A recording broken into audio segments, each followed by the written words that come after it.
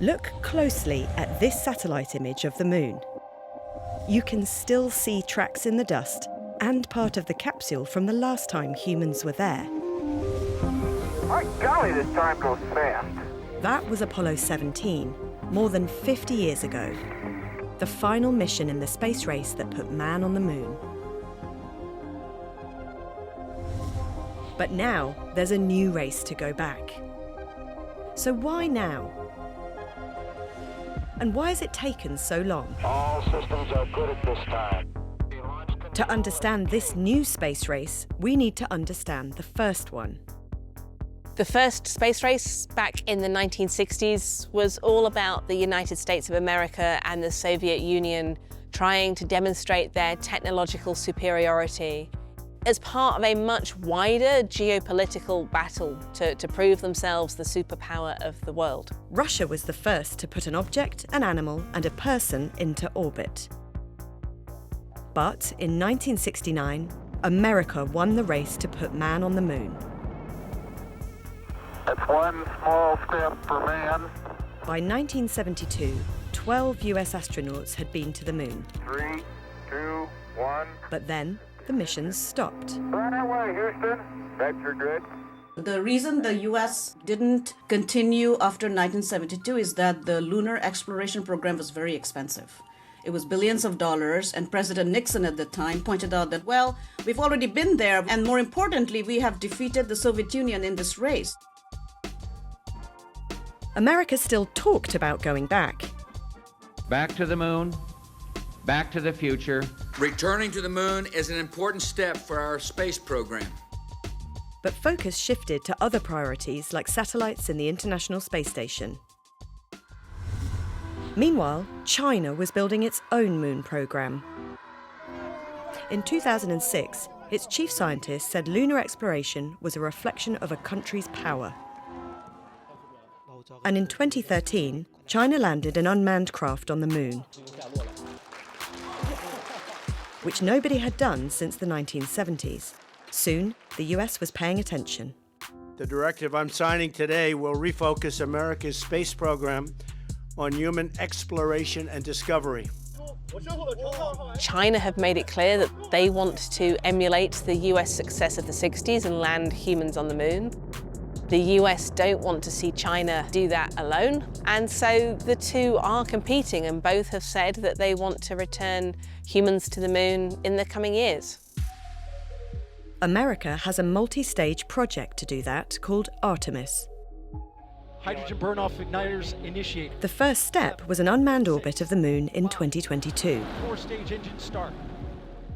In step 2, astronauts will orbit the moon for the first time in more than 50 years. But there aren't plans to land people on the surface until step 3, in 2027 at the earliest. Progress now is slower than in the first space race. One reason for that is concerns about safety. The appetite for risk back then was much greater than it is now. In many ways, the Apollo astronauts were very lucky. Space is a risky business. The rocket is hundreds of tons of exploding fuel. NASA has built a new rocket called the Space Launch System to get its astronauts to the moon. And private companies like SpaceX and Blue Origin are building the technology needed to land. This is to try and keep costs down. But some have said it's one of the reasons the Artemis program has had delays.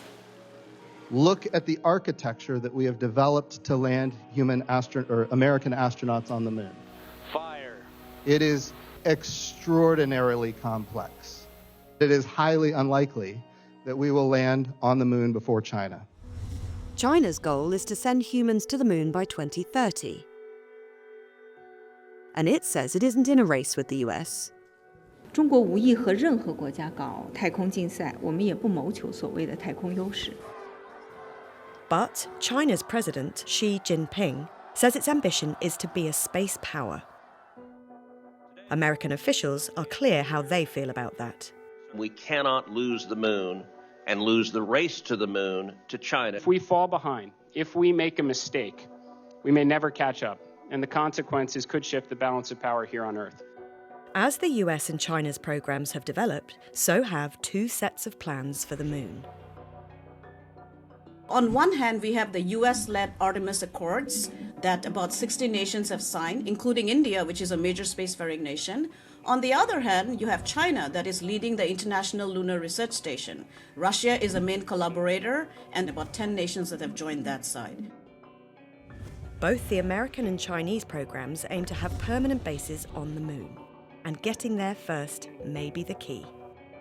The moon is the size of Africa, and there are only some regions on the moon that has resources. You basically are there first, and you have permanent infrastructure.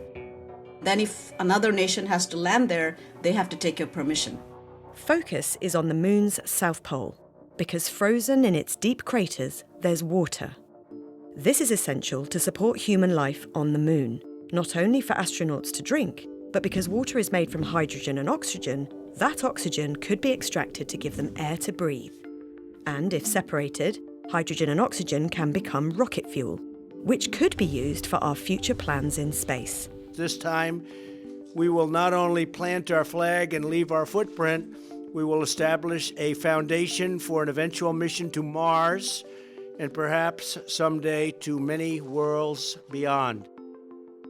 So their argument is that the moon is going to serve as that base of infrastructure, human ingenuity, where you actually utilize lunar resources to build your capacity. Some of those resources are hidden in moon dust, including helium-3, which could one day power nuclear fusion reactors and is very rare and expensive on Earth. But extracting it from the moon has never been tried. You have to send all the equipment to the moon. You then have to do all that processing, contain your helium-3, return it safely to Earth, and then use it. And the cost of that will be substantial. Will the benefit be worth it? And liftoff of Artemis 1. We rise together.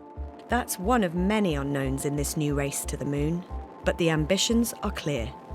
The first space race was a lot about missions. The space race we are seeing today, it's about activity. It's not just one mission. It's this connection of activities that build capacity to utilize space for a much more sustainable period and longer term.